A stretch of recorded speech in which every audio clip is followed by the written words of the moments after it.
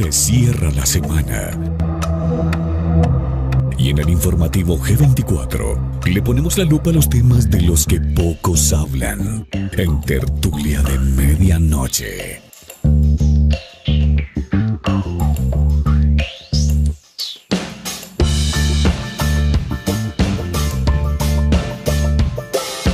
Informativo G24. No competimos con la inmediatez. Nuestra apuesta es el análisis porque queremos que usted sea su propio analista. En segundos estaremos en vivo y en directo con la opinión pública en interacción con nuestra comunidad de analíticos. En Tertulia de Medianoche. Dirección y concepto periodístico, Sandra Valencia.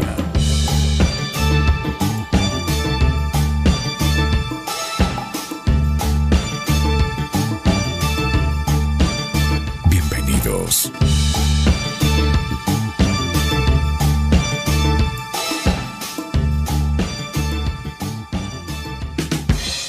Me hubiera encantado estar en cámara, pero estoy un poco afectada de una faringitis muy agresiva, y con todo y eso, él muy lindo dijo, si quieres lo dejamos para después, pero yo no me iba a perder la oportunidad de hablar con él. Emilio Carrillo, gustazo tenerte en Informativo G24, no sabes la alegría en el corazón que tengo en este momento, hablar con una persona tan ilustre, tan lúcida, tan audaz, perdóname, pero se me fueron todas las flores. Estoy muy contenta, bienvenido. Pues muchas gracias, Sandra. El placer es mío de compartir contigo, con todos tus amigos y amigas de G24, este periodismo independiente que tanto necesitamos en el mundo. Siempre se ha necesitado y ahora más que nunca, y espero de corazón que te recuperes muy pronto de esa faringitis tan agresiva. Muchísimas gracias a ti, Emilio. Contigo se puede hablar de todo, de este mundo que nos está poniendo desafíos tan increíbles, donde muchas veces las noticias a este año, y especialmente desde 2020, parecía que la realidad superara la ficción.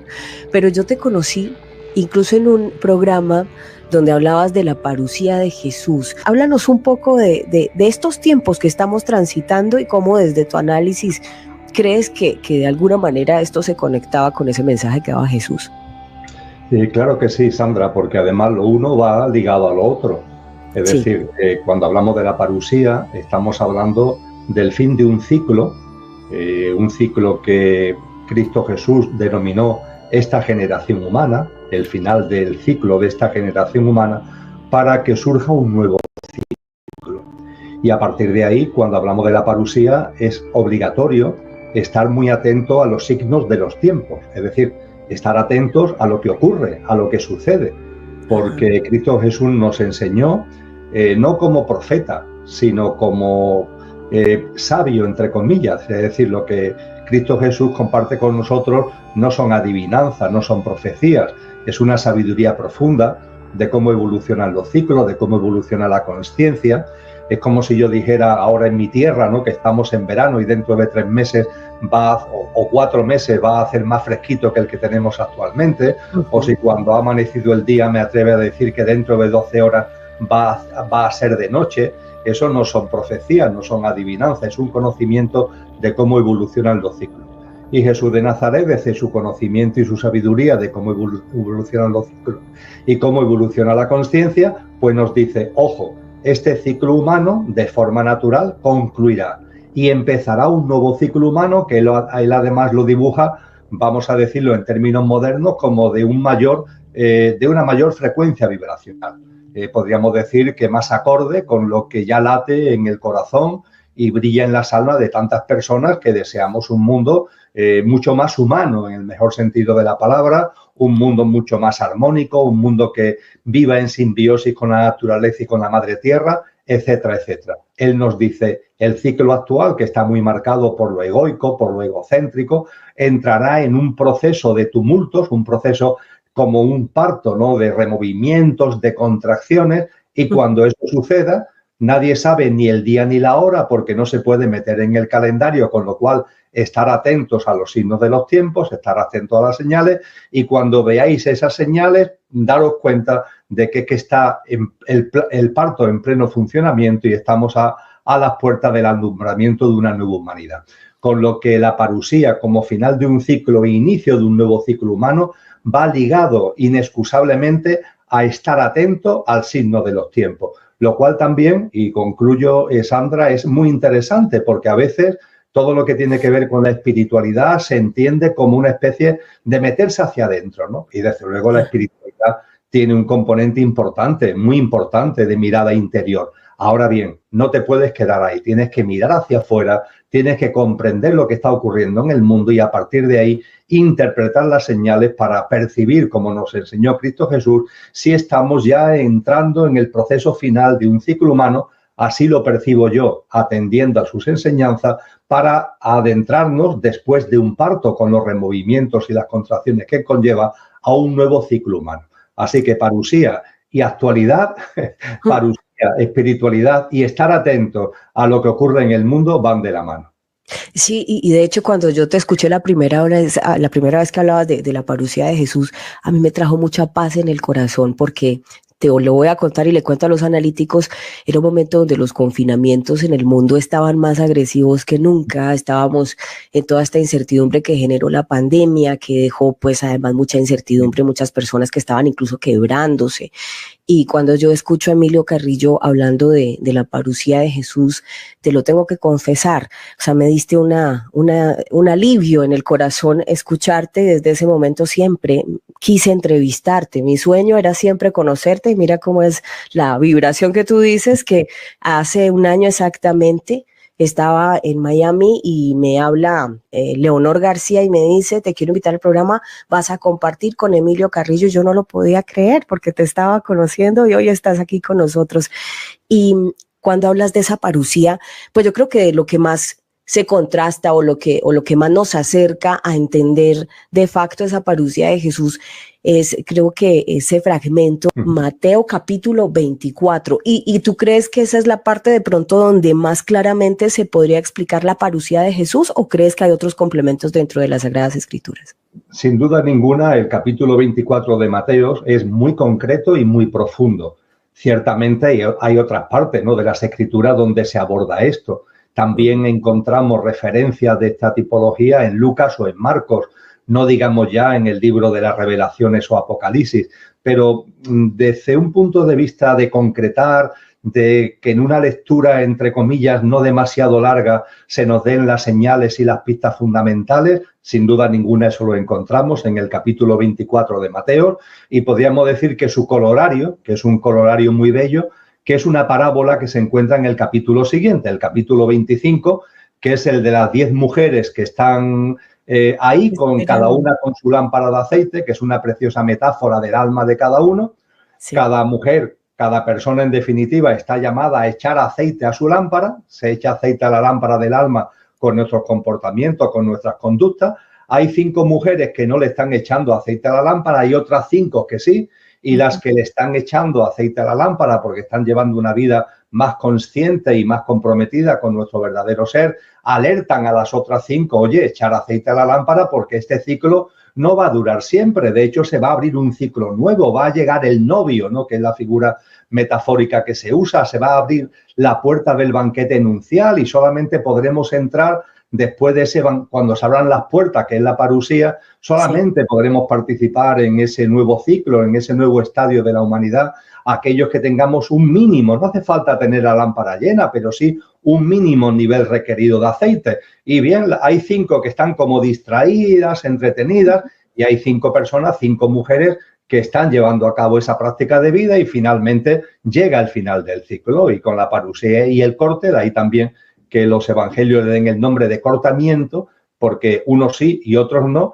y los sí o los no, no se trata de que nadie nos juzgue, esto no va de juicio, esto no va de que nadie nos castigue ni nos premie, no, esto va de cada uno, de su forma de vivir, y la nueva humanidad irá en sintonía con una frecuencia vibracional más alta, como antes compartía, y será vivida por aquellas personas, es decir, aquellas almas encarnadas, con el nivel de aceite mínimo requerido, con una visión de la vida y una forma de desplegar y entender la vida acorde con esa nueva vibración, y las que no, pues no podrán participar en ese nuevo ciclo humano. Y como tú muy bien dices, esto no se nos enseña. Cristo Jesús no nos quiere meter miedo, dicho coloquialmente, ¿no? Ajá. No, no. Ni nos quiere anunciar un castigo. Hay mucha confusión con relación a esto, Sandra.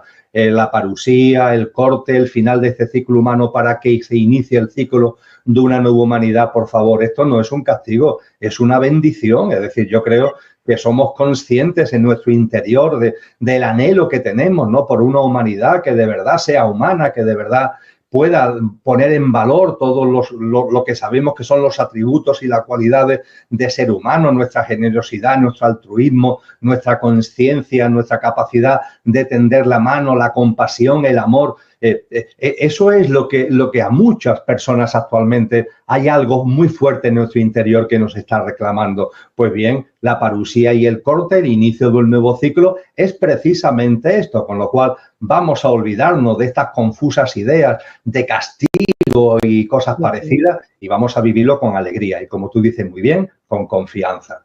Claro, y de hecho lo mencionaba mucho cuando nos invitaba a sentir primero el reino de los cielos dentro de nosotros y que luego lo veríamos afuera. Y este final de los tiempos que dicen muchos es más que nada esa transición a esa nueva humanidad que la logrará, como tú muy bien lo explicas, solo quienes estén en esa conciencia. De hecho, y ya para ir transitando a estos temas que nos atañen hoy, veíamos la semana pasada y antepasada, Emilio, estuve muy atenta contándoles de esos cambios que se están dando al interior de la Tierra, al mismo geomagnetismo que se está presentando y la primera evidencia científica que conocimos a partir de Eric Hunt, que decía que efectivamente el geomagnetismo de la Tierra está conectado con nosotros. O sea, sí están existiendo cambios y todo esto hace parte de ese tránsito a esa nueva humanidad con mayor conciencia, como lo dices tú. Ciertamente, hay que tener en cuenta que cuando hablamos de un ciclo humano de una mayor frecuencia vibracional, nos podemos preguntar, bueno, ¿y esto cómo se come, ¿no? ¿Esto cómo se plasma? Bien, ahí va a haber un elemento clave que es la frecuencia vibracional de la Tierra, de la propia Madre Tierra. La Madre Tierra va elevando su frecuencia vibracional, lo va haciendo lentamente, es como un gota a gota que va llenando un vaso y la parusía representaría el momento en el que hay una nueva gota que desborda el vaso. Y ese desbordamiento del vaso supone que la Madre Tierra pase a una frecuencia vibracional superior, como en clave musical podremos decir que de mi pasamos a fa, y a partir de ahí, aquellas almas encarnadas, aquellos seres humanos, que vibremos ya por nuestro estado de conciencia, por nuestra forma de entender y de vivir la vida, vibremos en esa clave fa, pues estaremos en sintonía con la nueva Tierra, con la Tierra restaurada y formaremos parte de la nueva humanidad. Con lo que efectivamente, además de lo que está pasando en el mundo, es decir, además de lo que está ocurriendo a esta humanidad, de las contracciones, los removimientos sociales, económicos, etcétera, que son propios del parto que dará lugar al nacimiento de la nueva humanidad, además deberíamos estar muy atentos precisamente a lo que la Madre Tierra nos va mostrando. Ese geomagnetismo que tú comentas, todo lo que tiene que ver con las fuerzas naturales que se están poniendo de manifiesto. Y hay un hecho que ahora mismo ya no admite discusión. Esta mañana precisamente leí un informe en una revista científica donde, bueno, cerca a muchos kilómetros, pero mucho más cerca de lo que yo estoy, está lo que se llama la anomalía del Atlántico Sur. Es un tema que pocas personas conocen, pero es una enorme zona que va desde la cordillera de los Andes hasta Sudáfrica, que se dice pronto, una enorme zona, una especie de gran nube, entre comillas, donde no se sabe por qué motivo el electromagnetismo de la Tierra se ha reducido enormemente. Es decir, la fuerza magnética de la Tierra desde la cordillera andina hasta Sudáfrica ha disminuido de una forma tan ostensible que al disminuir el electromagnetismo terrestre, la protección hacia la radiación solar disminuye y esa zona se ha convertido en una zona, entre comillas, peligrosa para los satélites que a 500 kilómetros circuitan la Tierra porque están mucho más mucho más predispuestos a la afectación por las radiaciones solares. Pues bien, sin que se sepa el motivo, eso existe y ya os digo, es una zona inmensa, basta ponerlo en el mapa desde la cordillera andina hasta Sudáfrica, pero no solamente eso, es que la debilidad del campo magnético va a más y la extensión del campo magnético se está extendiendo. No se conoce el motivo, la ciencia sabe lo que está ocurriendo, pero no sabe el por qué está ocurriendo y posiblemente sea una señal de que en el núcleo de la Tierra y a la Madre Tierra está ya viviendo un removimiento vibracional que empezamos a ver sus síntomas, aunque desconozcamos todavía lo que está detrás de esos síntomas. Pues fíjate que ese informe cae de perlas porque justo la semana pasada fueron varios capítulos mirando todo ese tipo de fenómenos y nos dejas hoy sorprendidos. No sabíamos que incluso esa extensión que va desde los Andes hasta Sudáfrica también está afectada y me picaste la curiosidad, voy a ir a buscar el informe. Vale, sí, vale la pena. Anomalías del Atlántico Sur y ya te digo, ha aumentado en el último registro que se ha hecho. Está aumentando 20 kilómetros al año y está también aumentando desde el punto de vista de que la debilidad del campo magnético es cada vez mayor. Increíble. Además que les quiero contar a los analíticos, Emilio Carrillo, además de ser un gran escritor y conferencista, él es economista, ¿no? O sea, un poco hemos vivido en distintas etapas de la vida como ese llamado. Yo, analista geopolítica, y de repente nos empieza a llamar como el alma, como de lo político a lo humano o de lo económico a lo humano y empezamos a ver todos esos fenómenos de comportamiento de la humanidad y eso sí con siempre la buena fe, la intención y la esperanza de que seamos mejores o la mejor versión de cada uno, de esa nueva humanidad que viene en camino. Antes de meternos al Congreso, ¿cómo estás viendo el mundo? ¿Por qué cada vez más personas con todo este tema de guerras, incluso quienes hemos sido periodistas de toda la vida, estamos como en esa otra búsqueda? ¿Qué nos está pasando? Porque tú transitaste el camino primero. Ciertamente yo tuve una época muy larga de mi vida, yo conmigo mismo me entiendo y yo lo llamo mi época kármica, tuve que gestionar karma, relaciones de causa y efecto que venían de vidas anteriores, es así como me lo explico a mí mismo y sí. Fue un cuarto de siglo, es decir, no fue ninguna broma en el que estuve muy metido en lo que fue la docencia universitaria, una vida académica, pero compaginada con gestión pública y con responsabilidad política y con un compromiso político fuerte, entre comillas. Todo eso hay un momento determinado que quedó atrás y quedó atrás no por fracaso, sino por éxito. Es decir, precisamente fue el éxito el que me llevó a percibir que esa forma de vida no me daba plenitud, que había algo en mi interior que estaba reclamando algo que era más sencillo, pero a su vez más potente, y a partir de ahí orienté mi vida por otros derroteros, con cariño y respeto a todo lo que hice porque me sirvió, pero también dándome cuenta, Sandra, de que lo que tiene que ver realmente con la vida ya no casa para nada con lo que llamamos política. Esa es la realidad. La política no tiene nada que ver con el mundo. La política es una especie de juego de artificios, de distracción y de entretenimiento. Los grandes poderes en el mundo no tienen que ver con procesos electorales ni nada que se le parezcan. Son los grandes poderes que a través de grandes corporaciones, grandes fondos de inversión, no tienen nacionalidad ninguna, aunque puedan estar su sede social en un país o en otro, y desde ese dominio del contexto económico dominan el entramado político institucional y son, en definitiva, los que van tomando las decisiones y los que van orientando a donde ellos quieren llevar este mundo, que en definitiva no va a suponer nada en comparación con lo que antes decíamos. Es decir, que hagan lo que hagan, este ciclo terminará cuando corresponda, hagan lo que hagan, y mientras que eso llega, pues ellos están en una dinámica cada vez más egoica, cada vez más egocéntrica, y yo diría que están en un intento como desesperado de que el menor número de almas encarnadas participemos de la nueva humanidad. Y ahí andan, Sandra. Y con este telón de fondo, pues es muy interesante lo que estamos viviendo, porque visto con objetividad, visto sin que nos turbe emocionalmente, porque tenemos que vivir la actualidad con esa confianza de la que antes hablábamos, incluso con esa alegría, aunque también con mucha compasión, ¿no?, por las personas que lo están pasando tan mal y que no entienden lo que está ocurriendo o que están viviendo en sus carnes, por ejemplo, un conflicto bélico, ¿no? Entonces hace falta mucho amor y mucha compasión también. Pero desde luego cuando vamos observando con objetividad lo que está ocurriendo, pues es interesante. Es decir, es interesante, por ejemplo, por irnos a un tema muy concreto, no se ha cumplido, entre comillas, todo lo que la Organización Mundial de la Salud tenía en su agenda, pero se ha dado un acelerón enorme en lo que son sus objetivos.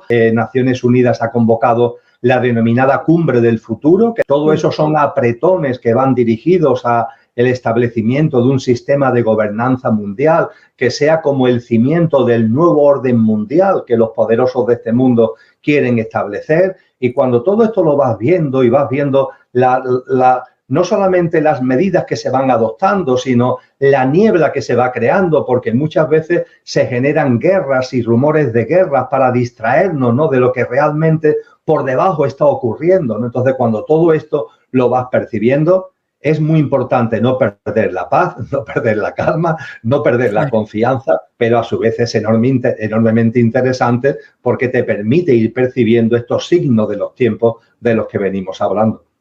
Claro, y tú, dentro de todos esos cambios que uno va viendo a partir de las agendas que se están dando entre las instituciones y demás, que sí que vienen como de una especie de parón, porque yo creo que desde el 2022 hubo como un despertar masivo de conciencia en el mundo. De hecho, cuando nos conocimos, hablábamos de cómo varios países estaban con algidez social y todo esto, protestando contra ciertas medidas que consideraron muy restrictivas. Y entonces hubo como un frenón, lo voy a llamar así, un frenazo en seco por parte de ciertas agendas de las instituciones, pero luego estamos viendo que también dicen que las constelaciones están similares, parecidas a la época de la Revolución Francesa, pero no, eso es otro tema, no nos vamos a enrollar por allá, pero sí que desde lo pragmático, en lo económico, lo político, lo geopolítico, les vemos afán por revivir ciertas medidas. ¿Tú crees que viene otra pandemia? Como hay gente que está preguntándose que de pronto viene otra pandemia. El escenario, yo creo que es sencillo, fíjate, me atrevo a decir, Sandra, que es sencillo de definir.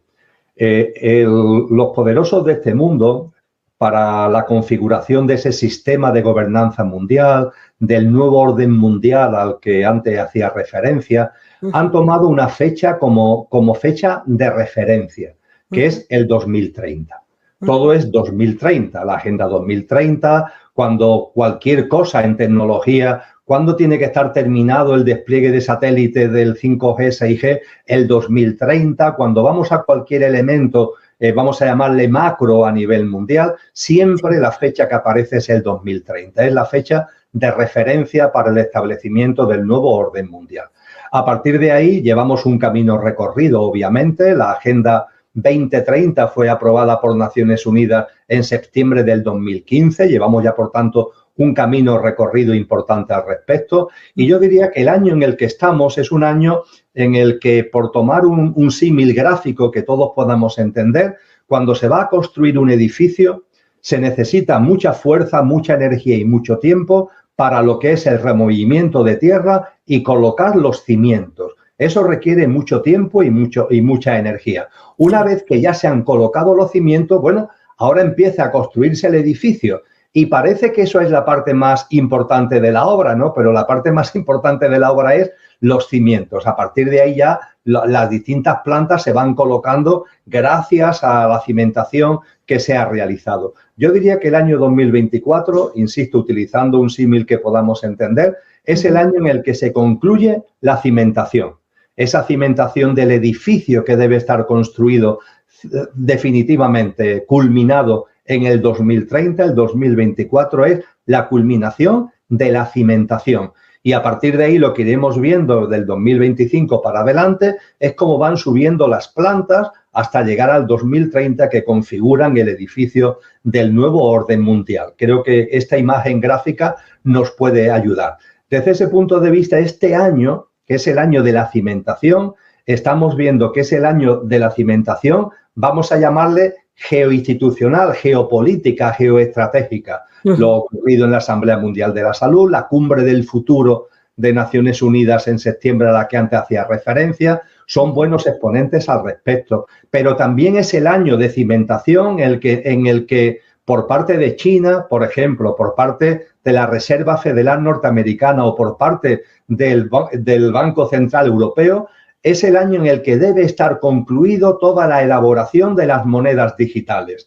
Es decir, el yuan digital, el dólar digital, el euro digital, tienen que estar ya, ser una realidad para poder ser lanzado, es decir, todo lo que está por debajo, ¿no? Todo el entramado tecnológico, operativo, financiero que está por debajo de las monedas digitales. Eso no significa que vaya a desaparecer el dinero físico todavía, pero sí que a partir del 25 la moneda digital va a empezar a aparecer con cada vez con más fuerza. Esto se está cimentando y terminará su cimentación en el año 2024. En Europa será a través de una aplicación que ya en el año 25 los europeos llevaremos en el móvil, que además será una especie no solo de monedero digital, sino también de app de identificación, donde llevaremos los datos de nuestro pasaporte, la tarjeta sanitaria, el carnet de conducir, etcétera, etcétera, etcétera. Cuando hablamos de inteligencia artificial, el año 2024 es el año donde se culmina la cimentación.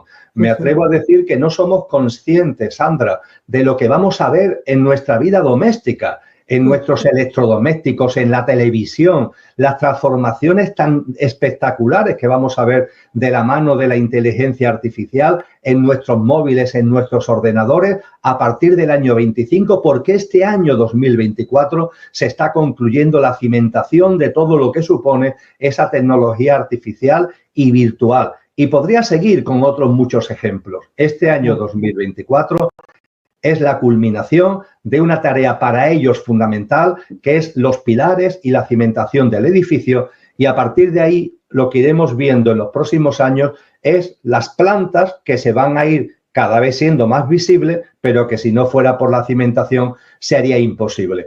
En ese escenario puede darse lo que Naciones Unidas, es decir, no estamos hablando de conspiranoia, Naciones Unidas en marzo del 2023 publicó un informe donde habla de todo esto y se atrevió incluso a analizar la posibilidad de lo que Naciones Unidas llama shock globales. Shock globales son grandes removimientos, como lo ocurrido con la crisis sanitaria del año 2020, y a partir de ahí se plasma con claridad la posibilidad y la probabilidad de que shock globales aparezcan entre el 25 y el 2030. Uno de esos posibles shocks globales es precisamente una nueva crisis sanitaria, una nueva pandemia. ¿Eso es seguro que se produzca? No, no es seguro. ¿Es probable? Sí, es probable. ¿De qué va a depender? Va a depender de cómo vaya la marcha de la construcción del edificio. Por ejemplo, en la Asamblea Mundial de la Salud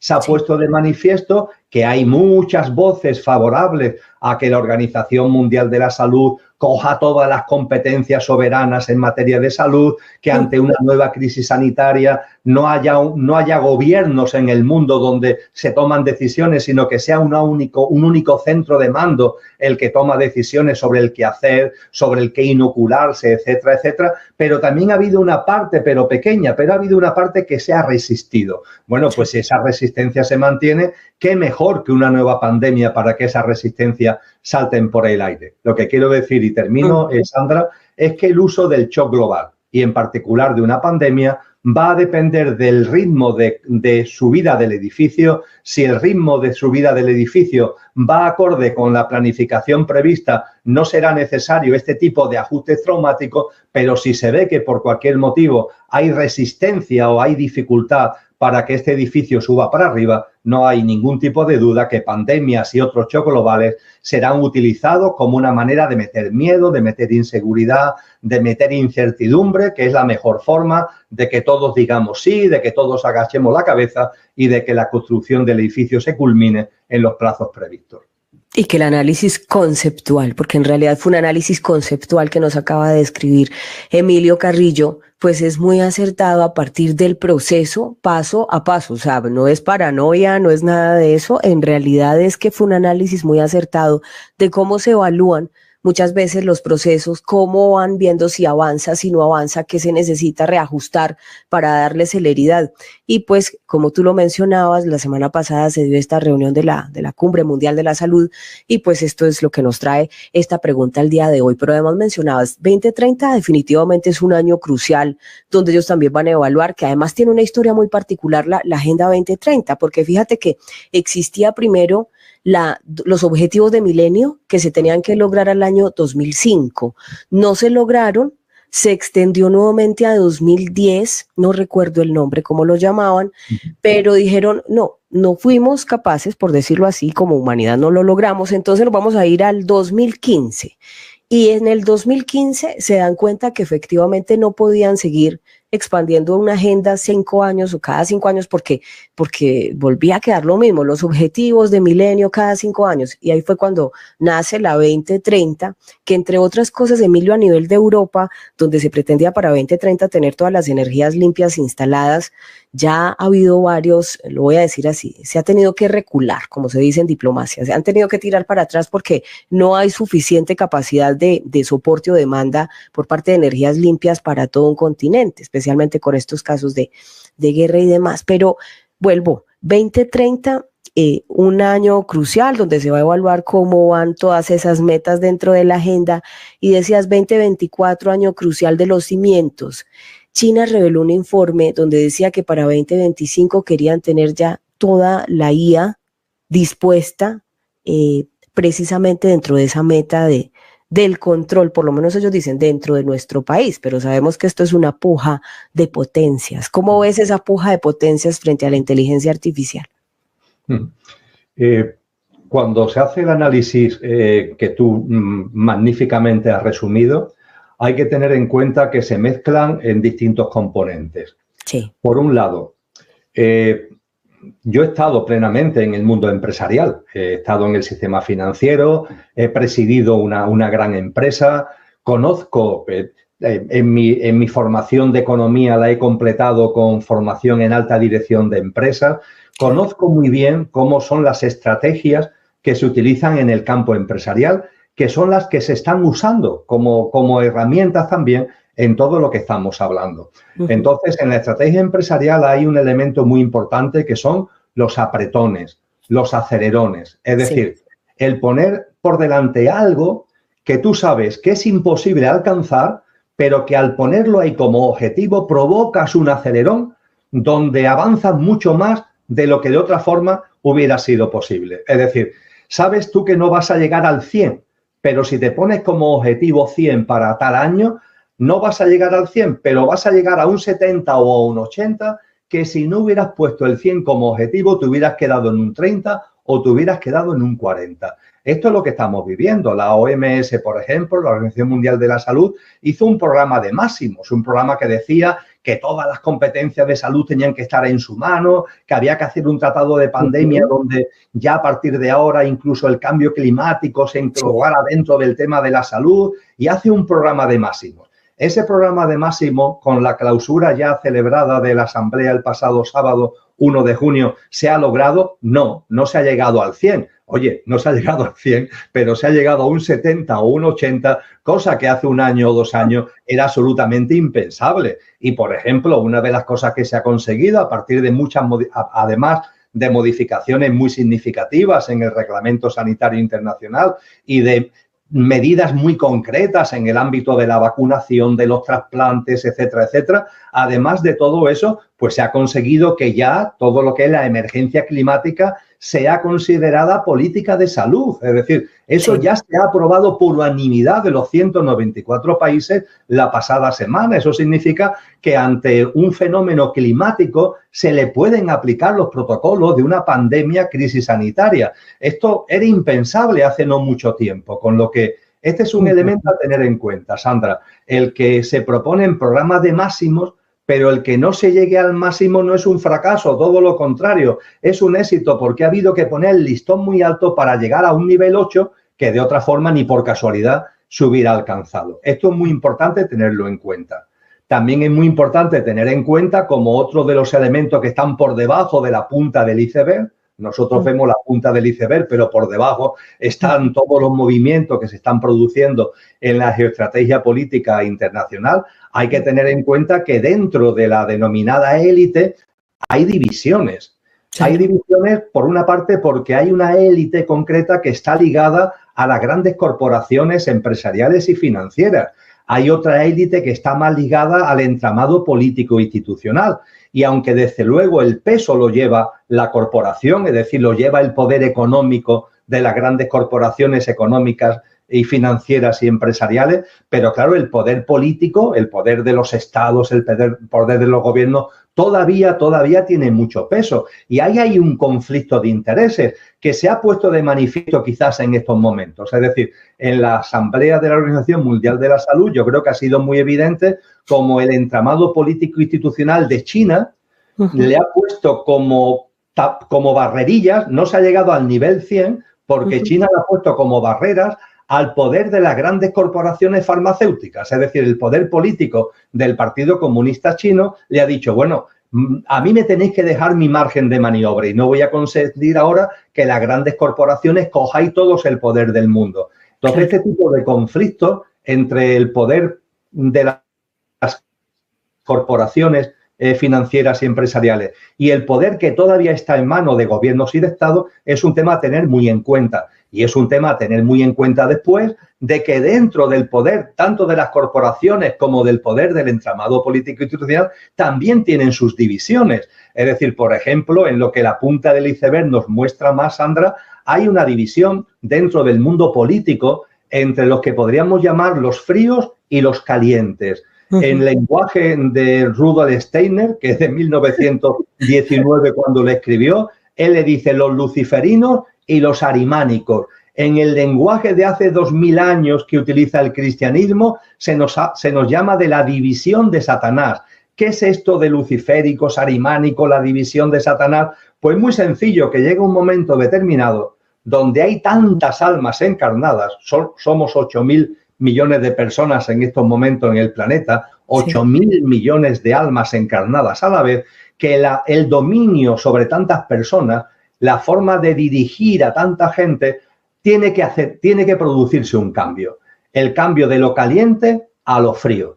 Hemos vivido durante siglos, posiblemente de milenios, en un mundo de confusión a través de la violencia, a través de lo emocional, a través de lo pasional. Lo caliente ha sido la manera de alguna forma, atraparnos emocional y mentalmente, que olvidemos lo que realmente somos y el sentido de trascendencia verdadero. Pero ha llegado un momento que somos tantos que lo que estamos viviendo es un paso de lo caliente a lo frío, de lo luciferino a lo arimánico. Esa es la división de lo satánico de lo que nos habla el cristianismo. Y lo frío, lo arimánico, ¿qué significa? Pues significa un dominio donde a las personas se nos abduce por la pantalla, se nos mete en el mundo virtual y en el mundo artificial, se nos quiere frío, se nos quiere alejados entre nosotros, con recelos mutuos, alejados de la naturaleza, cada uno metido en su mundo. Y si el mundo de tu realidad cotidiana no te gusta, no te preocupes,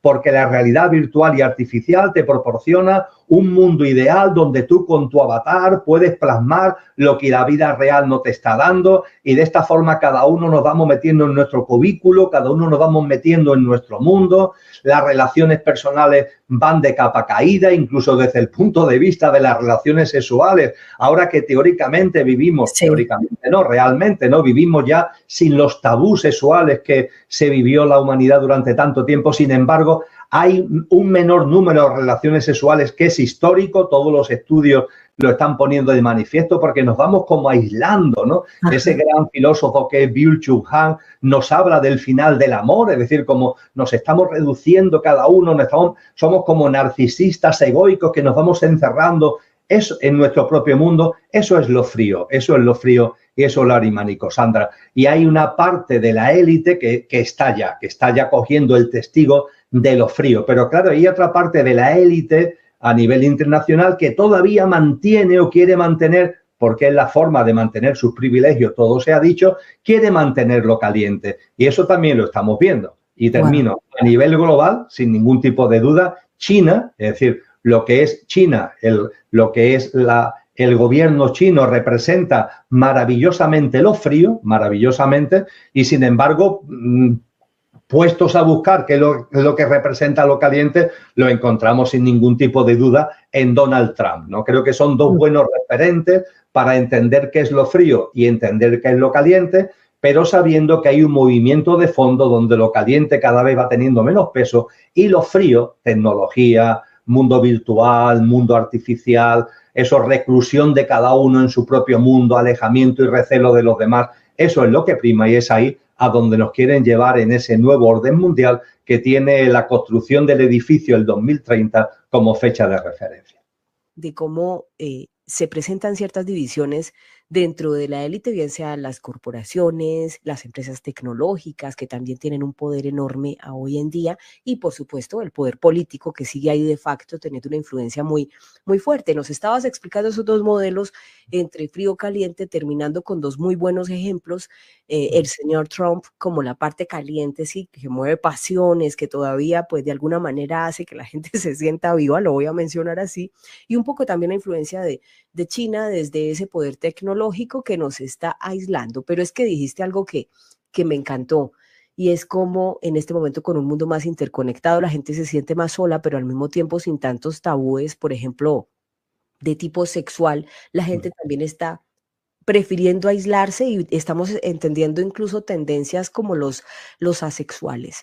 ¿Qué nos espera? Una humanidad también donde vamos a tener el desafío de personas menos emocionales, más frías y más egoístas. Ciertamente, vamos a denominarlo así, porque es como lo han llamado ellos hace mucho tiempo, el nuevo orden mundial. Ujú. En ese nuevo orden mundial se nos quiere efectivamente fríos, es decir, personas desde un punto de vista emocional y mental, frías, que nos vayamos aislando del mundo, que nos vayamos aislando de los demás y, lo que es más importante, nos vayamos aislando de nosotros mismos desde la perspectiva más importante, el nosotros mismos entendido como la parte imperecedera, el componente imperecedero que todos tenemos. Se nos Ujú. quiere aislados e incluso de nuestro verdadero ser, es Ujú. decir, aferrados a nuestro personaje. Es como si yo creyera que soy solamente Emilio, punto, y que cuando Emilio termine, todo termina, y a partir de ahí ir entrando en un egoísmo y en egotismo exacerbado, donde lo importante es que Emilio dure el mayor tiempo posible y donde todo lo que me rodea es una amenaza para que Emilio dure el mayor tiempo posible, incluso los demás, porque los demás pueden esconder una bomba, porque los demás pueden tener un virus que me pueden contagiar, porque los demás son potencialmente peligrosos, y a partir de ahí yo me tengo que recluir en mi reducto, un reducto además donde yo puedo, entre comillas, teóricamente ser feliz, porque la técnica, la tecnología me ofrece unas prestaciones que me permiten tener sucedáneos, no es la realidad, pero sucedáneos de la realidad que a mí me gustaría vivir, y de esa forma encerrarme en un callejón sin salida,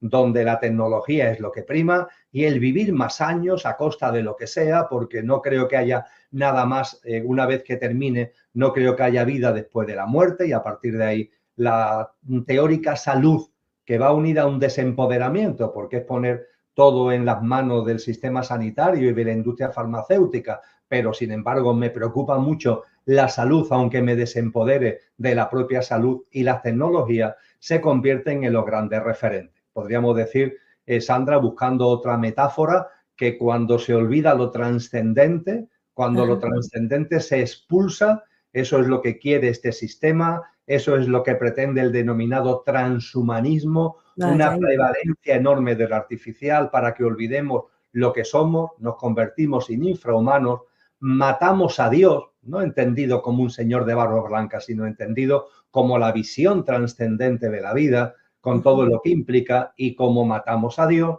construimos unos becerros de oro. Y los becerros de oro son las tecnologías y la salud. La salud en desempoderamiento, pero una enorme preocupación por la salud y por intentar vivir más años a costa de lo que sea, y unas tecnologías que me permiten recluirme en un mundo que, si lo pensamos, es ridículo, pero en donde mi narcisismo se encuentra a salvo y donde puedo medianamente sentirme bien para pasar los días que tengo por delante.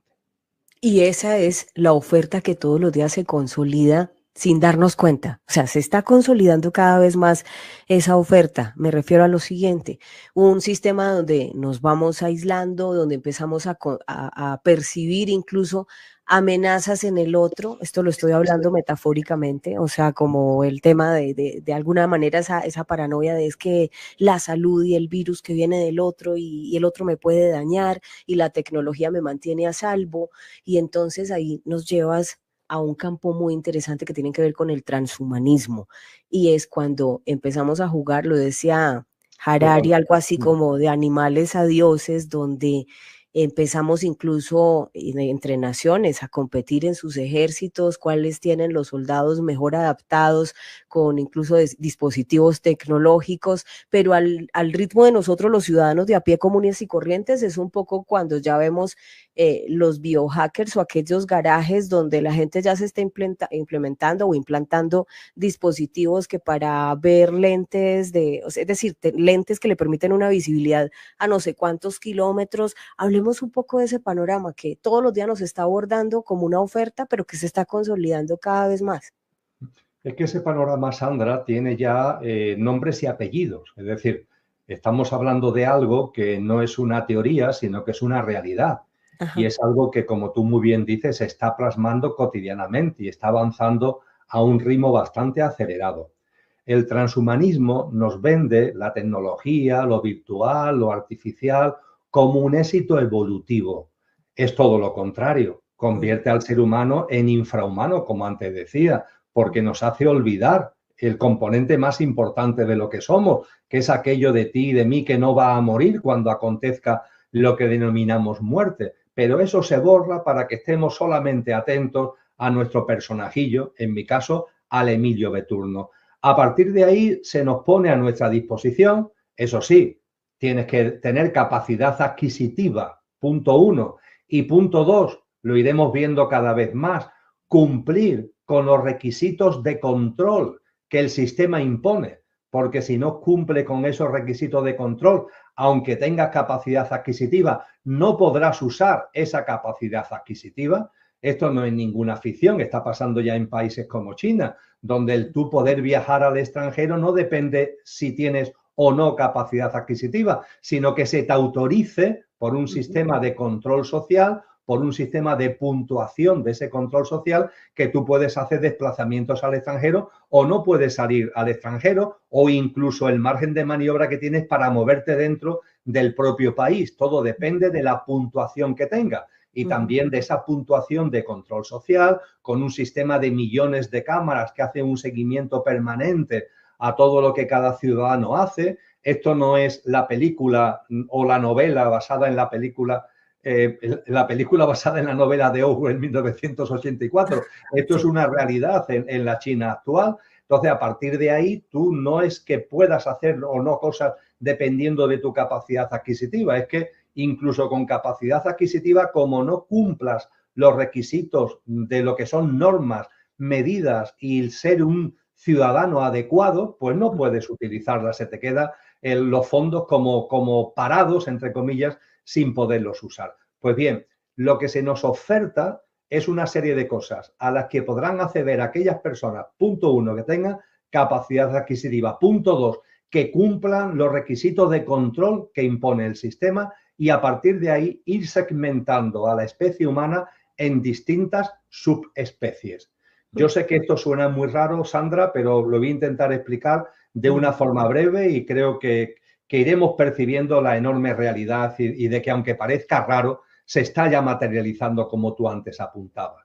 Yo soy, entre comillas, una persona que en ese mundo transhumano soy obsoleta. Soy un homus obsoletus. ¿En qué sentido? De que ni tengo sensores, ni tengo implantes, ni tengo ninguna cosa rara metida en mi cuerpo, ni me la voy a poner. Yo soy un homus obsoletus que, aunque me ofrezcan sensores, implantes, la sustitución del teléfono móvil, como está anunciado antes del 2030, mediante sensores en la cabeza, mediante diademas que van a hacer que estemos conectados a las redes, unas auténticas maravillas que nos venderán de la mano de las tecnologías y de la inteligencia artificial, yo no voy a participar, no estoy interesado en ese mundo. Seré un homus obsoletus por voluntad propia. Habrá también homus obsoletus porque no tienen capacidad adquisitiva para esos implantes, para esos sensores, etcétera, o teniéndola por control social no se le va a permitir acceder a ello. Englobaremos voluntaria o forzosamente un número X de personas, el homus obsoletus. Además del homus obsoletus, habrá una especie de homus híbrido, la persona híbrida. La persona híbrida será aquella que sí se mete ya implantes, será aquella persona que a la hora de sensores, a la hora de determinados artilugios que sean, por ejemplo, necesarios para poder comprar o vender, es decir, para la utilización del dinero digital, porque esto de llevar una aplicación en el móvil para poder realizar pagos es un engorro, es mucho más simple llevar una especie de tatuaje que no se ve en la frente o llevar una especie de chip subcutáneo en una de las manos, es mucho más simple para pasar por la cámara, para pasar por el control y realizar los pagos de una forma cómoda y sencilla, y a partir de ahí también se nos venderán, repito, implantes para podernos conectar a la red, para poder utilizar incluso determinadas tecnologías que nos van a propiciar un control de nuestra salud, latidos cardíacos, la tensión cardíaca,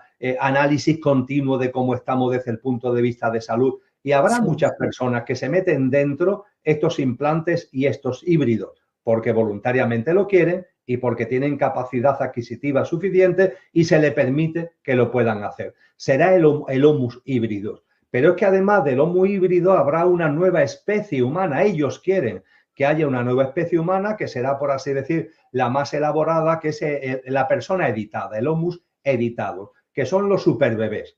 Esto a lo que ya muchos papás y mamás se están apuntando. Es decir, que el niño o la niña, incluso desde la propia gestación, sean ya objeto de una serie de controles, sean ya objeto de una serie de interferencias, de una serie de intromisiones genéticas para asegurar que sean sanos, para asegurar una esperanza de vida larga, etcétera, etcétera. Entonces saldrán al mundo ya como una especie de superhombres donde ya lo híbrido lo llevarán incluido desde el propio feto y se irá simplemente mejorando y perfeccionando a lo largo de su vida.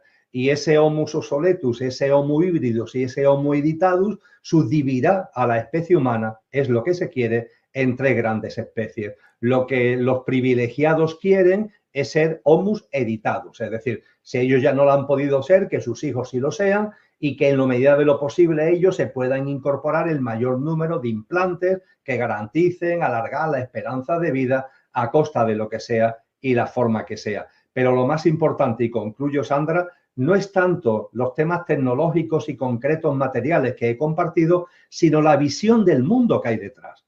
Una visión del mundo en donde lo importante soy yo, una visión del mundo donde los demás no me importan o están en una escala tan secundaria que es como si no me importaran absolutamente nada, una visión del mundo donde, por supuesto, la naturaleza, la madre tierra no se computa y con ella se hará lo que haga falta porque lo importante soy yo y todo está a mi servicio, y desde luego una visión del mundo donde yo soy este Emilio, nada más que Emilio y solo Emilio, y cualquiera que se le ocurra pensar en que hay algo trascendente, que hay un alma, como decíamos anteriormente, que el ser humano tiene una dimensión espiritual, todos los controles de cámara, de sensores, de conexión a la nube, alertarán que hay por ahí una persona que tiene ideas raras, una persona que está enferma, auténticamente enferma mental, porque tiene una visión trascendente de la vida y que hay que actuar debidamente porque se puede convertir en un peligro para los demás, en un peligro social.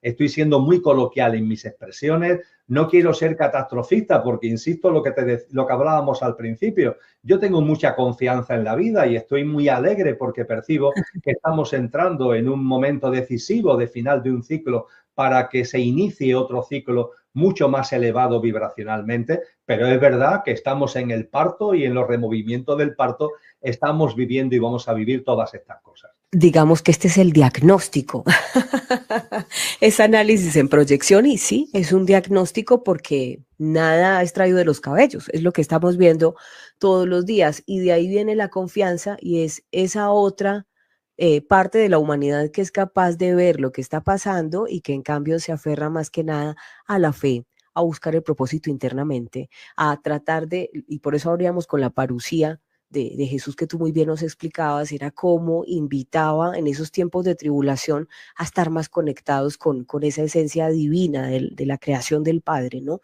Emilio, pero en octubre viene un congreso muy interesante donde se van a tratar todos estos temas, estos desafíos del mundo y por supuesto de la humanidad. Y vas a hacer un congreso en España. Hablemos un poco de todo esto que estás planeando para este mes, que ya se va acercando, este año está corriendo rápido. Sí, sí, el tiempo va muy rápido porque ya nos avisaron los griegos, también los mayas, de que el tiempo, hay un tiempo que ellos lo llamaban, los griegos lo llaman cronos, el tiempo lineal es siempre igual, pero está el tiempo espiritual. Los griegos lo llamaban kairos. Y el tiempo espiritual tiene que ver, se activa, por así decir, cuando se acerca el final de un ciclo. Y kairos frente a la linealidad de cronos, kairos se caracteriza por la aceleración. El tiempo cronológico es el mismo, claro, los minutos son minutos y las horas son horas. Sin embargo, al acelerarse el tiempo espiritual, hay una percepción de que todo va más rápido, aceleración y removimiento. Los mayas lo llamaron tiempo, al tiempo cronológico, y no tiempo, porque ya no cabe ser medido en calendario, a lo que los griegos clásicos llamaron kairos. Y estamos en plena aceleración del tiempo, efectivamente. En esa plena aceleración del tiempo, ese otoño del año 2024, otoño en el hemisferio norte, está ahí a la vuelta de la esquina. En octubre, como tú muy bien has señalado, Sandra, realizaremos todas las grabaciones donde tú estás invitada, eres una de las ponentes invitadas precisamente, todas las grabaciones del Congreso, pero el Congreso como tal será puesto a disposición del público en ponencia a ponencia, mesa redonda a mesa redonda, conforme a un calendario que ya en su momento, lógicamente, en la segunda quincena de junio, divulgaremos debidamente durante todo el mes de noviembre. Van a ser en concreto 17 ponencias y mesas redondas, 26 especialistas y expertos como tú en temáticas muy distintas, pero todo con el mismo telón de fondo. ¿Qué está pasando? ¿Hacia dónde vamos? Y todo desde luego desde una perspectiva consciente. Cultura y educación, clima y ecología, tecnología, salud, política y sociedad, economía, espiritualidad, serán ámbitos temáticos que abordaremos en ese congreso. El congreso será online, con lo cual podrá ser seguido en cualquier parte del mundo. Estamos ajustando los costes al máximo, entre otras cosas debido al altruismo de los ponentes, para que lo que es la inscripción al Congreso sea una cantidad absolutamente simbólica, que cualquier persona en cualquier lugar del mundo no tenga problema para abonarlo. Y lo que queremos es poner a disposición de la gente, a disposición de tantas personas conscientes que hay en el mundo. Es un foro profundo, es un foro especializado temáticamente, pero donde hablemos fundamentalmente de conciencia y de, ante tanta distopía, cómo responder desde la conciencia. Y yo diría que de una forma todavía más gráfica. Si ellos tienen su agenda, la Agenda 2030 de la que antes hablábamos, Sandra,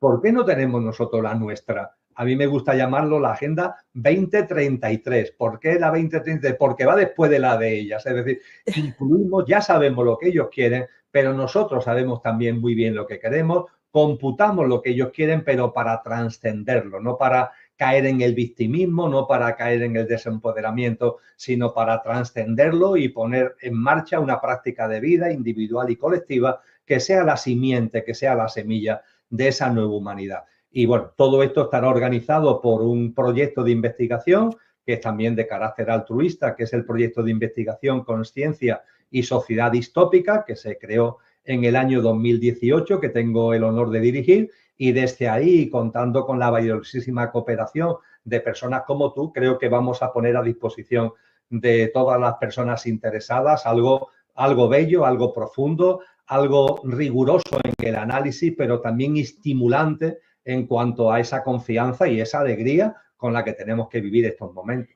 Y será un honor y muchas gracias por permitirnos hacer parte de ese proyecto de investigación tan interesante que además, cuando mencionas la Agenda 2033, porque es que parte de la conciencia, y la conciencia es justamente no entrar ni siquiera en polémicas estériles, sino tener la capacidad de observación de ver, mire, vamos para allá, esto podría ser bueno, podría ser malo, y luego la contrapropuesta es, ¿y por qué no mejor apostamos a una nueva humanidad más consolidada desde, como tú lo dices, desde la conciencia, desde llevarse bien con el entorno, con el medio ambiente, con las demás personas, especialmente cuando ahora está más amenazada que nunca esa interacción con los humanos, con las emociones, con la empatía, y lo que tenemos que buscar es tener una sociedad en mayor armonía, ser mejores seres humanos, porque este mundo necesita ahora más que nunca buenos seres humanos, y creo que hay parte, y lo que más me gusta es ese rigor de investigación con la que lo estás planteando, porque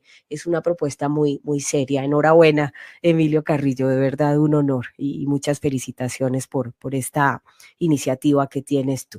Bueno, en este canal acostumbramos dejar a nuestros invitados 30 segundos para que den un mensaje final. Sé que tu tiempo hoy, que te lo agradezco enormemente, en Colombia es festivo, yo no sé, ¿en España es un día normal? Sí, sí, es un día laborable normal, sí. Ah, Sí. bueno, pero bueno, igual para mí, de verdad, muchísimas gracias por haberme regalado este tiempo, porque sé que tu agenda anda muy, muy copada por estos días. Te voy a dejar 30 segundos, o si quieres el minuto entero, te lo tomas, todo el tiempo para ti, Emilio Carrillo. Un honor tenerte acá para que les hables a nuestros analíticos, por favor, ahora que estamos a punto de despedir el programa y muy agradecidos contigo. Ahí te quedas solo en pantalla para que les des tu mensaje. El agradecimiento es mío, querida Sandra, y esos segundos que me ofrece, que te agradezco, remarcaría fundamentalmente dos cuestiones. Por un lado, la conciencia no significa encerrarnos en nosotros mismos. La conciencia tiene como tres grandes patas, que es la mirada interior, la mirada exterior y el equilibrio entre lo interior y lo exterior. Y esto, en los momentos que estamos viviendo, es enormemente importante. Esto por un lado. Y por otro lado, los momentos que estamos viviendo son distópicos, removimientos, conflictos, tensiones que van a más. Un huracán de magnitud aceleradamente creciente. Pero ojo, forman parte de un proceso que a modo de parto va a dar lugar a algo muy hermoso, algo enormemente bello y algo que casa con lo que ya muchos seres humanos sentimos en nuestro corazón y brilla en nuestras almas. Y a partir de ahí, estos momentos debemos vivirlos con mucha confianza y con mucha alegría. La alegría de almas encarnadas, que hemos vivido muchas vidas, como decía Brian Weiss, muchas vidas, muchos maestros, y que ahora ya estamos en la antesala de que se plasme eso que llevamos tantas vidas esperando, que es una humanidad que realmente merezca esa denominación, una humanidad de buenas personas que vivan en sintonía y generosamente entre sí y en simbiosis y en colaboración con la naturaleza. Así que son momentos de alegría, una auténtica bendición que debemos vivir con confianza y con alegría. Muchísimas gracias. Emilio, a ti muchísimas gracias, y gracias por recordarnos ese maravilloso libro, Muchas vidas, muchos maestros, recomendadísimo, porque es un libro de los que te abre la esperanza, yo creo, especialmente para quienes dicen, no, después de esta vida ya no hay nada más allá, y entonces qué triste la vida que me tocó. No, es un libro que te llama al empoderamiento desde la conciencia y sobre todo a mucha esperanza. Emilio Carrillo, hoy con nosotros en Informativo G24, te mando un abrazo muy, muy fuerte, y de verdad gracias de nuevo por estar aquí con nosotros. Muchas gracias, un gran abrazo, Sandra, gracias. Gracias a ti. Ahí está, señores, a ustedes gracias por habernos acompañado hoy en Informativo G24, de lo político a lo humano. Somos Informativo G24, donde no competimos con inmediatez. Nuestra apuesta es el análisis, porque queremos que usted sea su propio analista, que nada me les falte y que la evolución nos acompañe en este momento del mundo. Chao, chao. Se cierra la semana. Y en el Informativo G24 le ponemos la lupa a los temas de los que pocos hablan. En Tertulia de Medianoche.